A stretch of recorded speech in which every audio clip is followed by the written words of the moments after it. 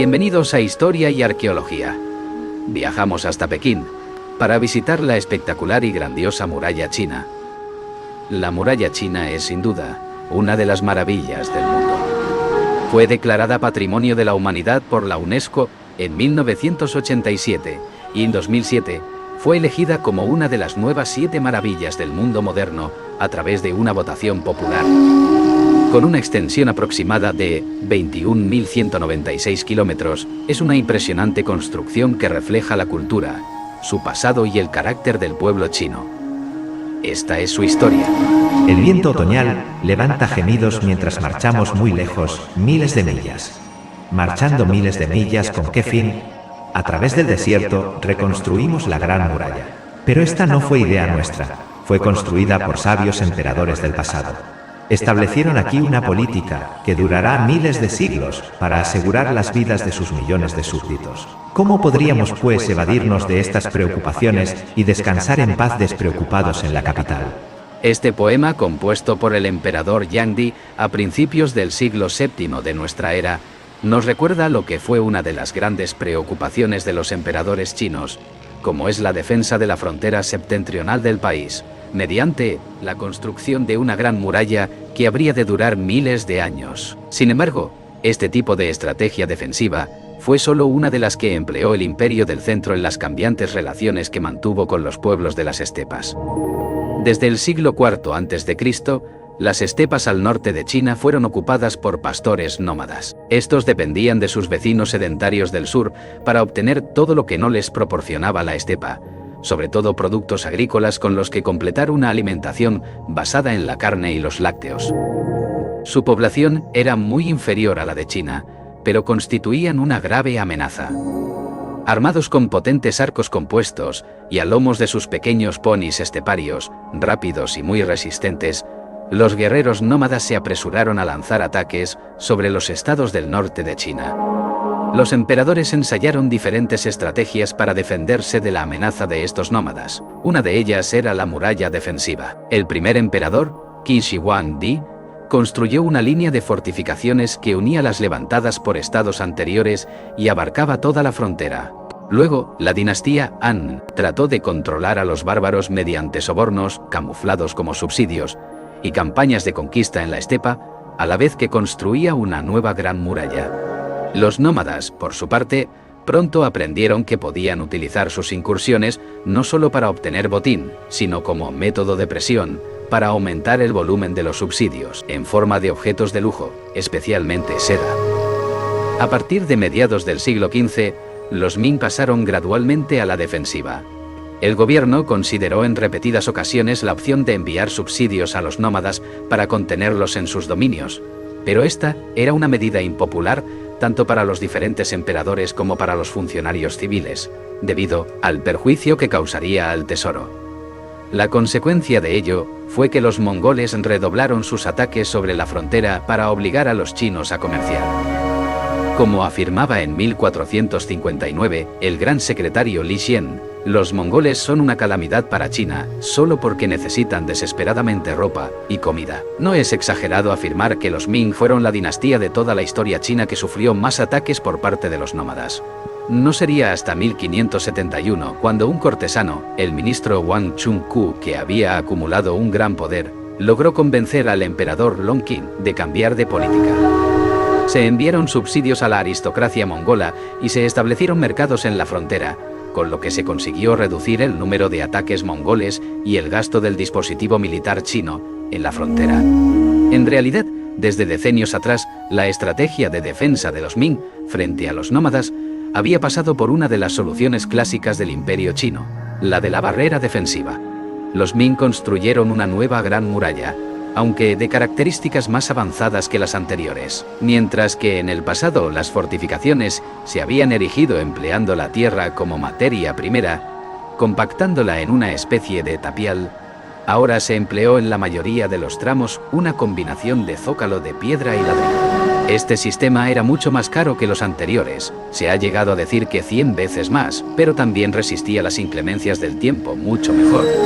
Sin embargo, la eficacia militar de esta barrera fue siempre relativa. La frontera septentrional china sufrió un número de ataques muy alto, a veces por parte de grandes bandas de guerreros, verdaderos ejércitos que podían alcanzar los 100.000 efectivos, pero también por pequeños grupos de nómadas. Un ejemplo de este último caso ocurrió en Woyan en 1555. Una veintena de guerreros mongoles asaltó una torre en plena noche, trepando con ganchos, pero justo cuando el primero de ellos la coronaba los relinchos de sus caballos, alertaron a los soldados chinos que pudieron rechazar el ataque. Sería, sin embargo, un error presentar a los nómadas siempre como los agresores. En 1563, en el curso de una investigación por corrupción, se descubrió que unos soldados habían asesinado a un grupo de mongoles tras aceptar su rendición para fingir una victoria en combate y ser recompensados en consecuencia. Hay que tener en cuenta que los militares chinos destacados en la Gran Muralla vivían en unas condiciones muy duras. Un documento del propio Ministerio del Ejército reconocía en 1443 que los soldados en la frontera noroccidental están expuestos al viento y el frío. Ya sirvan como vigías en las torres de señales o como guardias en los pasos, pueden estar fuera durante meses o años sin regresar a su base y sus familias e hijos, careciendo de ropa y comida, están en una situación desesperada. Ciertamente reciben un salario mensual, pero muy a menudo tienen que gastarlo en armas o caballos, y sus sufrimientos por el hambre y el frío son indescriptibles. Las tropas chinas acantonadas en la Gran Muralla mantenían múltiples contactos con los nómadas. A pesar de la oposición de sus superiores, los soldados chinos comerciaban frecuentemente con sus enemigos, actividad que, como hemos visto, era especialmente importante para los nómadas, y en situaciones extremas, los soldados podían llegar incluso a desertar. En 1550, el comandante militar de Datong, al oeste de Pekín, escribía indignado: "Nuestras tropas y exploradores a menudo van al territorio mongol para comerciar con ellos y han hecho amigos. Los 4 caudillos Altan, Toito, Senge y Yusin han incorporado torres de observación de nuestra gran frontera a sus campamentos. Los mongoles reemplazan a nuestras dotaciones como vigías y nuestros soldados reemplazan a sus tropas como pastores, con el resultado de que ninguna información estratégica de nuestras defensas pasa inadvertida a los mongoles". En numerosas ocasiones, los funcionarios del gobierno demostraron una gran desconfianza hacia el comportamiento de sus propios soldados. En 1554, uno de ellos acusó a las tropas fronterizas de tener tanto miedo a los mongoles que, cada vez que estos cruzaban la Gran Muralla, huían sin siquiera combatir. Otro afirmó en 1609 que los guardias de las torres, incapaces de defenderse a sí mismos, al descubrir mongoles en las cercanías, no se atrevían a dar la voz de alarma y preferían fingir que no los habían visto. También se acusó a los soldados de sobornar a los nómadas para que no les atacasen, lo que no deja de ser chocante teniendo en cuenta la oposición radical del gobierno a este recurso.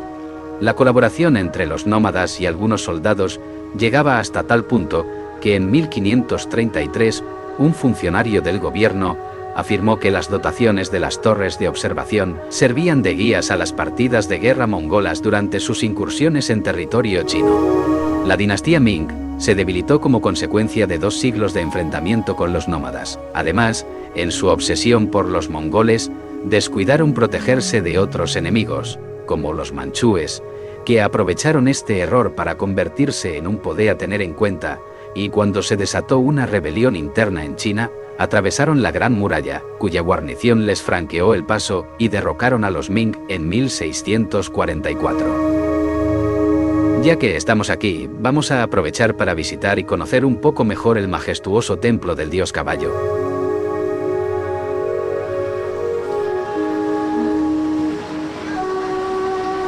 Este espectacular templo fue construido en el año 17 de la era Hongji de la dinastía Ming en el año 1504, reconstruido en el año 57 de la era Qianlong de la dinastía Qing, del año 1792 y reconstruido de nuevo en 1997.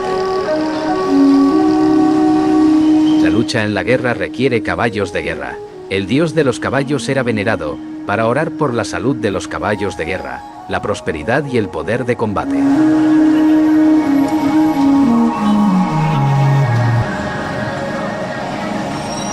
Se ofrecían sacrificios oficiales a los dioses caballos en las dinastías Sui, Tang, Song Y Lia, el emperador Yu Yuanzhang de la dinastía Ming, encargó el sacrificio de los dioses y diosas caballos y designó expresamente al templo de Nanjing para que lo presidiera.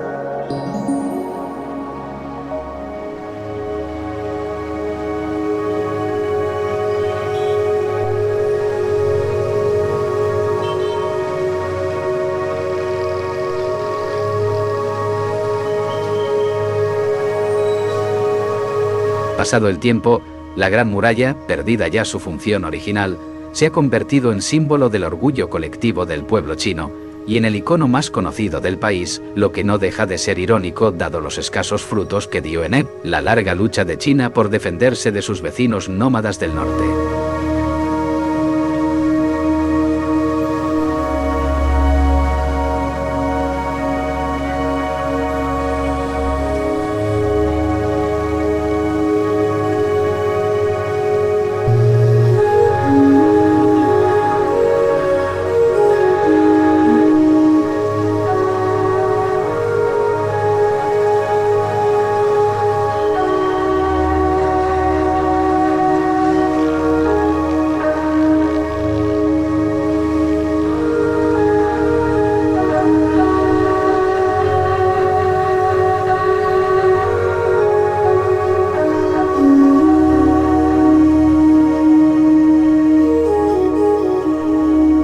Muchas gracias por acompañarme en esta gran aventura por la Gran Muralla China, y espero que os haya gustado tanto como a mí. Un fuerte abrazo. Hasta pronto.